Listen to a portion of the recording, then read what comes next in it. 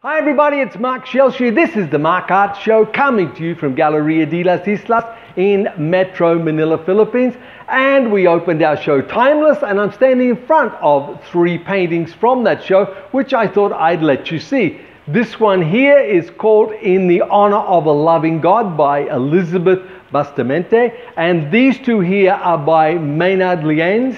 This one is called Red Bloom, and this one is called Heartbeat. I'll take it away a little bit so you can see the paintings a little bit better. Hey, really nice work, wonderful work. Our show opened well. We had a good opening. It went well, and we had a good crowd, so everything was good. Okay, and then afterwards I went to another show in another gallery, and there was some great art there as well. So all in all, it was a wonderful weekend, and I saw lots of fabulous art, and that's what life's about. Okay, but when I was at the one show, I was talking to an artist about, a group of them, about selling and about, what they're doing and how they're progressing with their art. And this one artist said to me, I said, why are you doing any new stuff? Or why don't you change? And why don't you look at, touching some other areas? And he said, look, I'm part of a group and I need to paint to conform to that group. Well, I was stunned. I haven't heard that for a long time. And I understand the need we have to fit into things. I understand the need we have to be with our friends and be doing things with our friends. But I do not understand the need to conform to groupthink. I'm against groupthink. I think this is one of the big problems of groups, is that what happens a lot of times in groups is that the really great artists, the really good artists, get out of the groups pretty quickly. And the ones that remain are the ones that take control of the group and then try and control what other artists do. And I call that groupthink. And I don't like that, because it stifles individuality, it stifles individual creativeness, and it stops artists from being brave and courageous to do new things. So, I asked, well, okay, you're part of this group and you're doing what the group wants. Are you selling? And the answer was no. Well, I don't understand now totally. Why would I be painting to groupthink and conforming and not selling, when wouldn't I be better to do what I wanted and be creating what I want to create and not sell? Wouldn't that be a better place to be? I mean, if you're not going to sell, why don't you do what you want to do?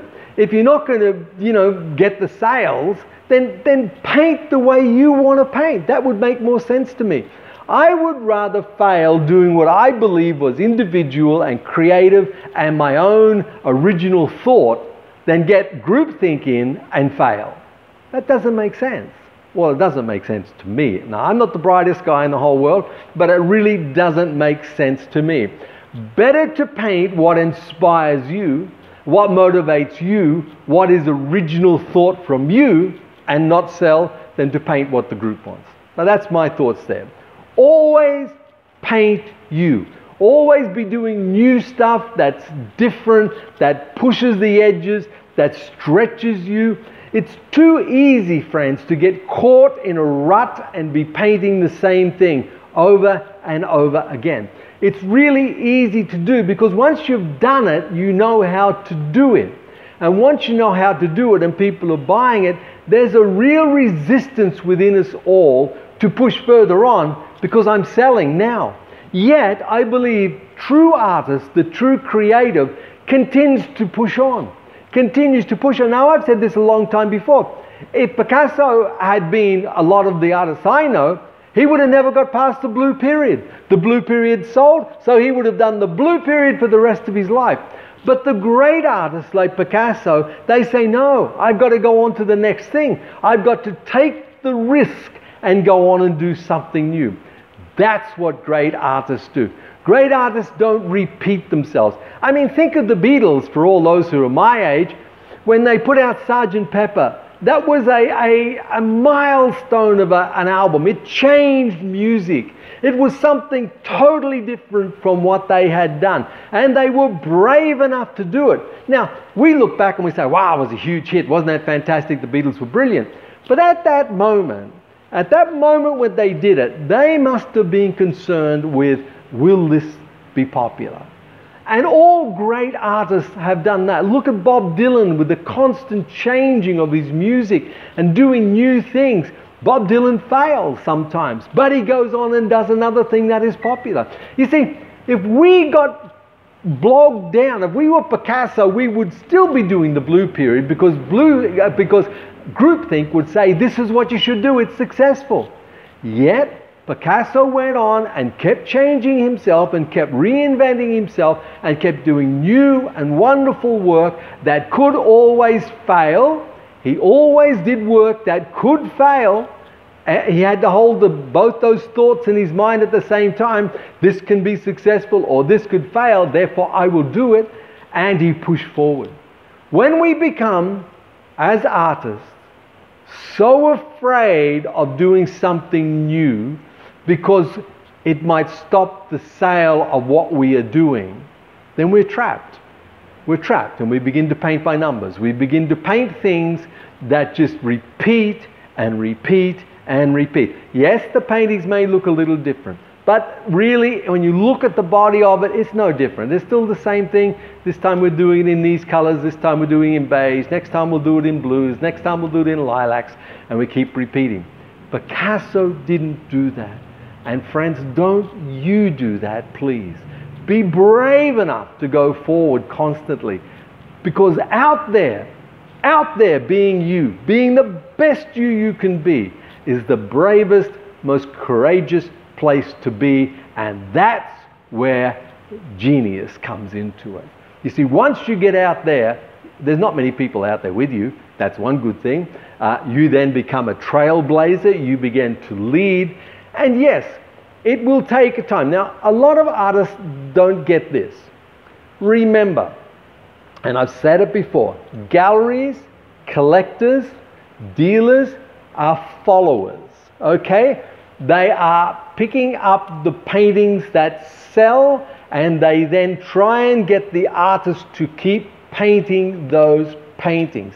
They are not the ones who are the trailblazers. They are not the ones who are the geniuses. They are not the ones who are doing the new thing.